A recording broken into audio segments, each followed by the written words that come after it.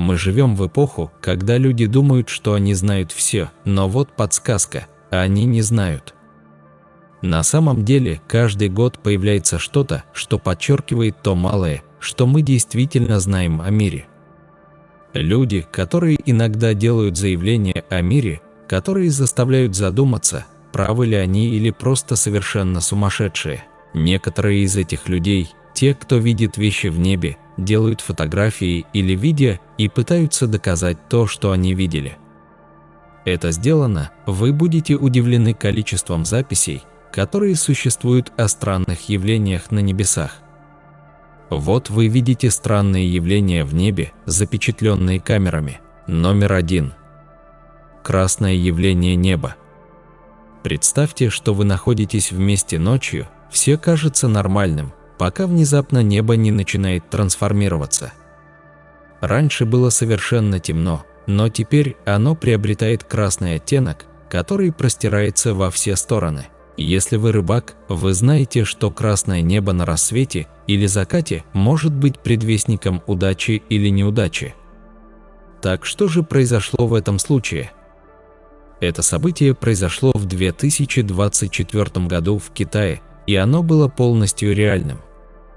Многие люди записывали видео и звонили в местную метеостанцию, чтобы понять, что происходит. Это не было предупреждением из другого измерения или типичным красным небом, вызванным солнечным светом, хотя это не было естественным явлением.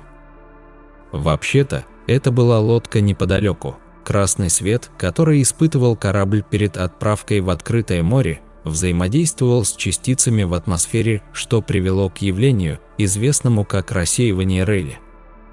Поскольку эти частицы меньше длины волны света, они рассеивали его в нескольких направлениях. Это может показаться техническим, но подобные явления происходят в других странах, и мы наблюдаем аналогичные явления по-другому. Хороший пример – это бред, который иногда делает его похож на то, что есть город, плавающий в небе, и вам не нужно быть экспертом науки, чтобы знать, что эти события могут случаться время от времени. Когда люди поняли, что произошло, они были облегчены, хотя и немного смущены. Не виню их, если вы когда-нибудь видели, как небо внезапно покраснело, вы бы подумали, что что-то странное заварилось. Но, к счастью, это не было так. Номер 2. Мамматические облака. Если вы никогда не слышали о мамматических облаках, не волнуйтесь, вы не одиноки. Они не такие облака, какие обычно видны в небе, но если вы когда-нибудь их увидите, вы никогда их не забудете. Взгляните на эти облака, и вы поймете, что я имею в виду. Облака маммата – это одна из самых поразительных и визуально впечатляющих облаков на небе. Они характеризуются своим отличительным внешним видом, как куртка или сумка. Эти облака часто ассоциируются с наковальными облаками и сильными грозами. Они простираются от основания облака кумуляномимба, но также могут быть найдены под другими видами облаков, а также в вулканических облаках. Характерная громоздкая нижняя сторона этих облаков формируется холодным воздухом, который спускается вниз и образует карман.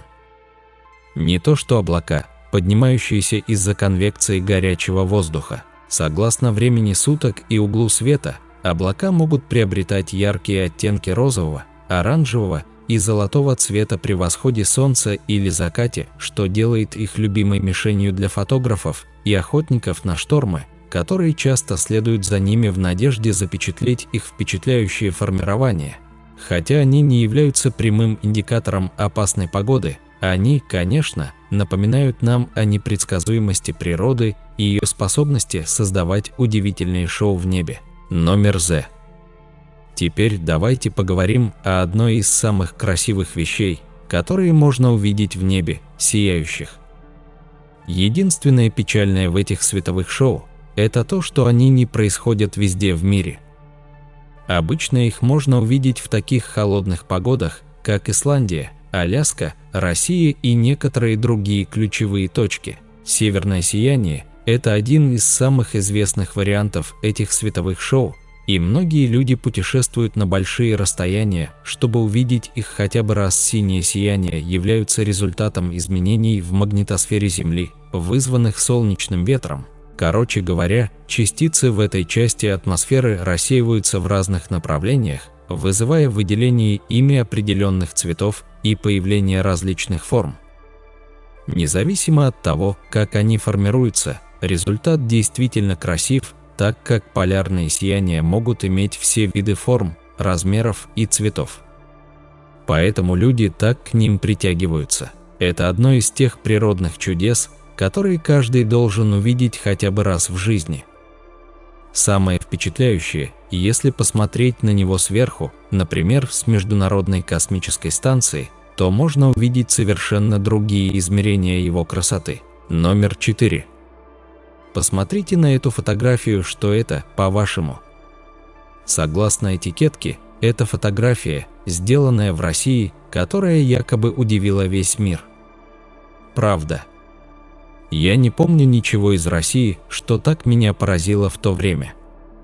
Многие считают, что изображение показывает инопланетный корабль, например, НЛО или УАП, как они сейчас называются. Это должен быть космический корабль, и эта фотография должна быть доказательством этого. Но правда ли это? Нет, и по нескольким причинам. Во-первых, это не похоже на космический корабль, скорее это странное облачное образование над городом, и некоторые части этих облаков даже выглядят фальшивыми. Это нехороший знак. И во-вторых, если это было что-то настолько удивительное, почему мы только сейчас смотрим это изображение, пока вы смотрите это видео? Если бы это было глобальное событие, все бы говорили об этом, но это не так. Существует много видео предполагаемых инопланетных кораблей наблюдения, но они редко доказаны быть реальными. Пока пришельцы не приедут на Землю, мы всегда будем скептически относиться к этому. Выпуск 5. В январе 2018 года на границе между Перу и Боливией небывалая загадка была разнесена, когда с неба в отдаленном сельском районе упали странные металлические шары. Это захватывающее открытие запутало многих ученых, которые начали поиск ответов о происхождении этих загадочных металлических структур, которые до сих пор не дают убедительного научного объяснения. Теория внеземного происхождения была поддержана некоторыми, что привело перуанское космическое агентство к отправке в миссию по раскрытию тайны. Первоначально ученые были осторожны в отношении возможности токсичных газов, в то время как другие предположили, что они могут быть компонентами ракет, используемых космическими агентствами. Наличие русских и украинских букв на одном из металлических шаров добавило еще больше интриги к загадке. Попытки диагностировать происхождение этих таинственных металлических сфер привели к отказу от нескольких теорий, но на сегодняшний день одна из них выставлена в Перуанском музее, привлекая внимание туристов со всего мира. Эта еще нерешенная загадка остается одним из самых загадочных и захватывающих открытий в своем роде. Номер 6. Снежки. Трагическое событие произошло в больнице в Гирона, Испания, когда 20-месячная девочка умерла от воздействия снежков. Это несчастное событие было первым в своем роде в Европе с 1997 года. Регион Каталония, Испания, пострадал от града, который нанес значительный ущерб транспортным средствам и сооружениям. Самое удивительное было то, что размер сбитых ледяных шариков превышал 10 сантиметров, что очень редко. Сначала некоторые жители думали, что эти ледяные шары могли прийти из космоса, даже рассматривая их как фрагменты метеорита, и они назвали их гигантские метеориты. Это явление повторялось несколько раз в период с 2001 по 2007 год, и Севилья была одним из мест, где оно было больше всего замечено. Номер 7. Вспышки пламени, шокирующие видео, захваченные дронами, показывает нам впечатляющую сцену взрыва и вращения пламени с силой, напоминающей торнадо, когда они продвигаются через обширную гористую местность в штате Калифорния, США.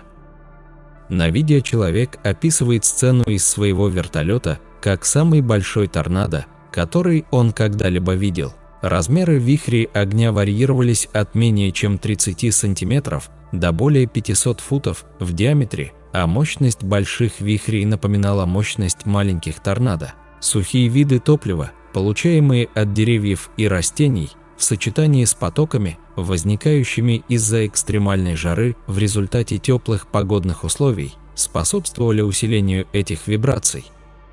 Пожарные быстро прибыли на место и оценили, что пожар первоначально был 4 акров, но он быстро расширился до 150 акров к концу дня. Несмотря на свою масштабность, пожар не представлял угрозы для зданий, поскольку он произошел в отдаленной гористой местности. Однако в качестве меры предосторожности шоссе 138 Калифорния был временно закрыт. Номер 8. Странное облако. В ранние часы утра необычное зрелище взлетело в небе. Появление облака, известного как деньги, редкость, которая редко встречается в нижних слоях атмосферы перед штормом.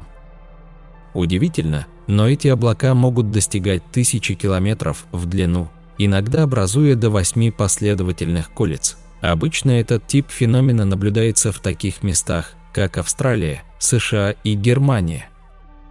Хотя исследования проводятся для того, чтобы понять, почему эти уникальные облака формируются, они по-прежнему остаются в значительной степени загадкой. Появление этих облаков необычно в нижних слоях атмосферы и возникает, когда низкие горизонтальные облака пересекают различные слои воздуха с вариациями температуры и влажности. Номер 9.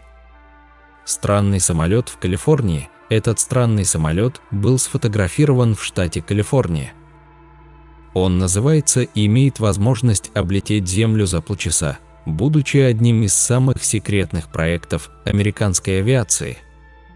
В 1990 году жители Нью-Мексико услышали грохот в небе и посмотрели на странный черный треугольник в небе. Многие думали, что это космический корабль, но на самом деле это была удивительная наземная технология. Этот самолет является доказательством того, что осуществляются секретные проекты, такие как F-116, существование которого отрицали Соединенные Штаты, несмотря на усилия по его обнаружению. Этот проект был скрыт в течение 10 лет, прежде чем он был наконец раскрыт и классифицирован как опасный черный проект. Номер 10. Огонь Сан-Тельмо. Огонь Сан-Тельмо – это атмосферное явление, которое проявляется в виде белого и синих фиолетовых сияний на небе. Возникает, когда длинные, острые предметы, такие как мачты, молниеносные стержни, крылья самолета и даже трава и листья, подвергаются электрошоку в интенсивном электрическом поле. Электрическое поле вокруг объекта ионизирует молекулы воздуха, создавая слабый световой свет, видимый в темноте. Это явление наиболее заметно во время грозы, когда существует большая разница в зарядке между облаками и Землей. Номер 11. Феномен красных гоблинов, также известный как молния-гоблины, это электрические удары, которые происходят в верхней атмосфере над грозами.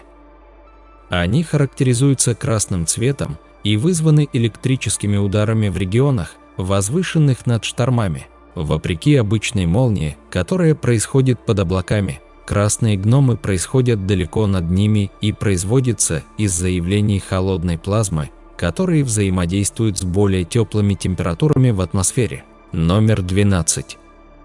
Рыбные дожди – таинственное явление, которое ежегодно происходит в городе Йора на севере Гондураса. Это рыба, падающая с неба после сильных штормов. Хотя никто никогда не видел, как рыбы падают с неба, несмотря на то, что это ежегодное событие, это явление было задокументировано фотографиями и видео. Объяснение дождя рыбой остается загадкой, но оно было связано с местной легендой о божественной просьбе обеспечить пищей нуждающимся жителям. Номер 13. Ворота ада глубоко в обширном и засушливом ландшафте пустыни Караку в Туркменистане – это удивительный вид, который, кажется, взят из страниц книги фантастических сказок. Это захватывающее зрелище, известное как колоссальный горящий кратер, захватило воображение всех тех, кто имел честь его контемплар. Однако, несмотря на его огненный вид, это не вулканический талант. Это замечательное природное явление, рожденное из обширного подземного резервуара природного газа, который горел неустанно в течение десятилетий. Поэтому он получил прозвище «Дверь ада» из-за своей сверхъестественной природы. Это необычное место имеет загадочное происхождение. В 1971 году советские геологи искали нефть в пустыне и случайно вырыли мешок горючего газа, образуя дыру размером 60 на 35 метров. Чтобы предотвратить выброс метана, они решили зажечь его, но огонь так и не погас. Первоначальная цель бурения породила много спекуляций, от ворот в ад до полигона для испытаний химического оружия. Несмотря на неопределенность, он стал туристической достопримечательностью, которая принимает тысячи посетителей. Номер 14. Странные каменные сферы Коста-Рики. Для начала, в некоторых частях Коста-Рики есть большие круглые шарики, называемые каменными сферами. Около 300 из них найдены на острове и рядом с рекой. Считается, что они были сделаны группой людей, называемых дикис давным-давно. Дики жили в месте, называемом Рио-Гранде-Тираба. Это племя умудрялось в ремесленных работах, создавая красивые предметы из глины, кости и золота, а также круглые камни различных размеров, некоторые такие как ручка, другие больше, чем взрослый человек. Дики вырезали их, ударяя по ним камнями и затем смягчая их песком. Когда испанцы прибыли, они не были заинтересованы в этих камнях. В 1930 году United Fruit Company нашла их, когда они расчищали джунгли для выращивания бананов. Эти камни остаются загадкой, как и другое загадочное открытие, которое озадачивает документалистов. Номер 15. Остров Хави, остров у берегов Австралии, является Тихоокеанским национальным парком, известный главным образом для погружения в коралловые рифы, но не всегда признается за его красоту.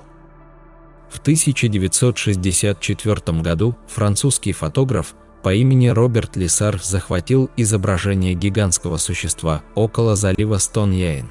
Сначала он думал, что она была около 30 футов в длину, но потом она выглядела еще больше, возможно, более чем 90 футов в длину. Лиссар описал существо подробно. Хотя некоторые эксперты думали, что это может быть большой угорь, эта идея была отклонена из-за его размера и местоположения. Были вопросы о намерениях Лиссара и некоторые споры по поводу фотографий, которые он сделал. Как и Лох-Несс, тайна морского монстра острова Хави остается предметом споров в криптозоологическом сообществе из-за некоторых твердых доказательств его существования. Номер 16. Фигурине Нампе, 1889, рабочие, бурившие скважину около Нампе, Айдахо, нашли крошечную глиняную фигурку размером с монету в форме стройной женщины. Он был примерно в 295 футах под землей, что вызвало вопросы о его подлинности и происхождении. Профессор Авленд-колледж в 1979 подтвердил, что это была работа опытного художника, несмотря на износ. Вы все еще можете видеть его четкие черты, как круглую голову с мягкими глазами и ртом, широкие плечи, короткие руки и длинные ноги. Также у него были слабые узоры, которые могли представлять одежду или украшения. Фигурка была сопоставлена с глиняными шариками из того же места, чтобы подтвердить ее подлинность. Свидетельства тех, кто нашел его, и чиновника железной дороги подтверждают его подлинность. Кроме того, он был сравнен с палеолитическими пещерными фигурами во Франции и Бельгии, но все еще остается загадкой, как и близлежащая подозрительная картина. Номер 17. Мадонна с ребенком Сан-Джованни. Эта картина 15 века Доменико Гирландай вызвала споры из-за странного объекта в небе, что некоторые считают может быть НЛО. Гарланд был известен своими религиозными картинами, и в этой работе показывает Деву Марию, младенца Иисус и святого Иоанна. Если вы внимательно посмотрите, вы увидите странный объект рядом с головой Девы Марии. Это привело некоторых к размышлениям о присутствии внеземных посетителей. Некоторые предполагают, что объект может уменьшить интенсивность нимба Мадонны и каким-то образом защитить его. Тогда изображения небесных элементов были распространены в религиозном искусстве и часто символизировали божественное. Хотя это может быть необычным в контексте библейских убеждений, оно вызвало интересные дискуссии между наукой и религией. Номер 18. The Time Traveler. Фотография Time Traveler была сделана в 1941 году на Голд-Бридж, Британская Колумбия, во время открытия Саус-Фаурк-Бридж. Некоторые люди в интернете считают, что человек на фото путешествует во времени из-за своей современной одежды, солнечных очков и маленькой камеры. Однако его одежда имеет логические объяснения. Солнечные очки существовали с 1920-х годов. Его рубашка была похожа на ту спортивных команд того времени, и его маленькая камера была сделана уже в 1938 году.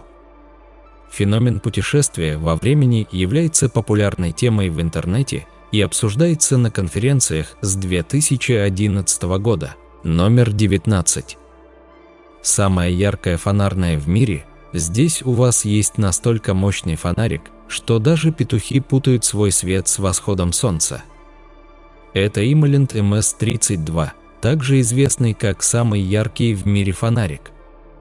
Это невероятное изобретение обеспечивает впечатляющие 200 тысяч люмен мощности. Если взглянуть в перспективе, это как иметь мощность 100 автомобильных фар в ладони. Его свет может достигать поразительных 1600 метров, размером примерно с 15 футбольных полей.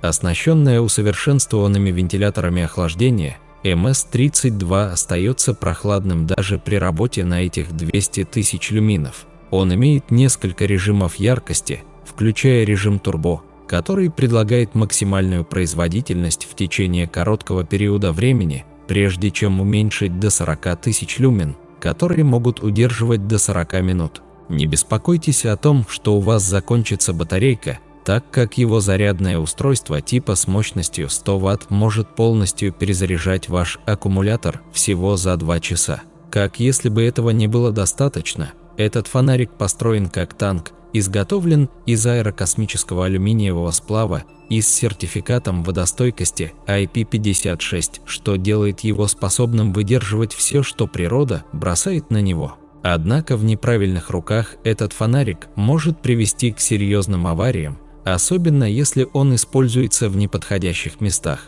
Номер 20.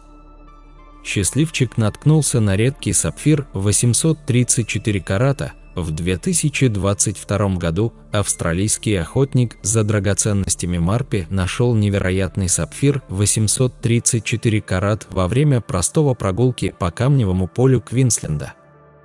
По его словам, камень сиял после того, как был освещен его фонарем. Сапфир, размером примерно с кулак, был зарыт чуть ниже поверхности и сразу привлек его внимание. Удача была на их стороне, так как камень оказался драгоценным камнем, оцениваемым в около $112,500 тысяч. Сапфир был так близко к поверхности, что, вероятно, другие искатели просто пропустили его. Это было великое открытие Мара, который в 2018 году вместе со своей семьей уже оставил жизнь в городе, чтобы посвятить себя страсти к поиску драгоценных камней полный рабочий день. Помимо этого открытия, бизнес Марта, Par Sapphires, процветает. Марта наконец решил сохранить сапфир в целости и сохранности и добавить его в свою частную коллекцию. Номер 21. Страшный плавучий мост Китая. Вы осмелитесь пересечь плавающий мост над рекой? Немногие люди были бы готовы сделать это. Однако, даже те, кто не хочет пересекать этот мост в Китае, впечатлены его строительством. Шиитский плавучий мост Исван часто называемый «длинный мост мечты». Это плавающий путь, расположенный в живописном районе Сисан провинции Хубэй, Китай.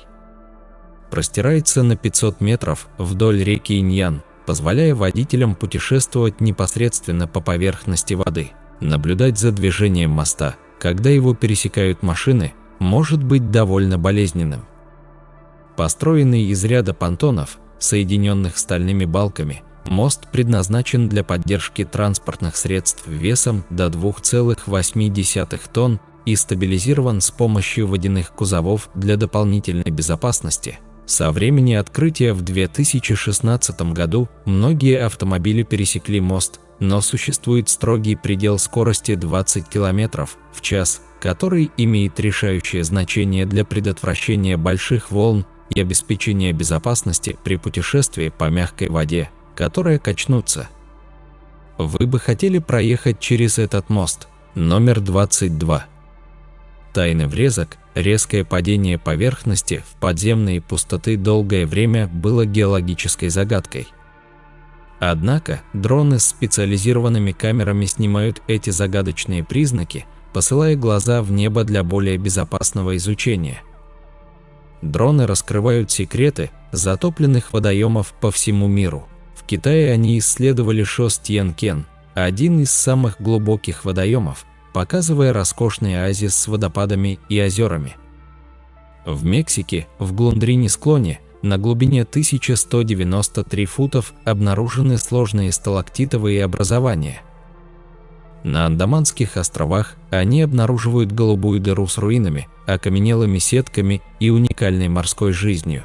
Они также изучают причины образования водоемов, таких как сломанный солевой купол в Луизиане и разложение известняка в Шампе, штат Флорида.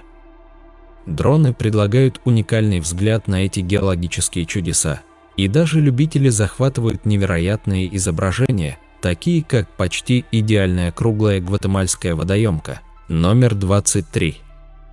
Пахнув рядом с лесным пожаром, пролетая над вырубленными полями, дрон захватил тревожную и удивительную сцену. На расстоянии лесные пожары опустошали ландшафт, но на переднем плане одинокий фермер продолжал пахать свои поля с решимостью, несмотря на растущий хаос. Когда дым затемнил небо и огонь приблизился, фермер продолжал вести свой трактор через ряды смываемой земли. Это необычное сочетание спокойной рутины в условиях разрушения захватило зрителей по всему миру и стало популярным в интернете. Помимо визуальной драмы, она символизировала человеческую настойчивость и надежду, показывая, что никакие усилия не бесполезны, какими бы небольшими они ни были, перед лицом неприятностей. По мере того, как технологии и дроны открывают новые перспективы, мир раскрывает больше тайн, но постоянным является способность человека противостоять неизвестному.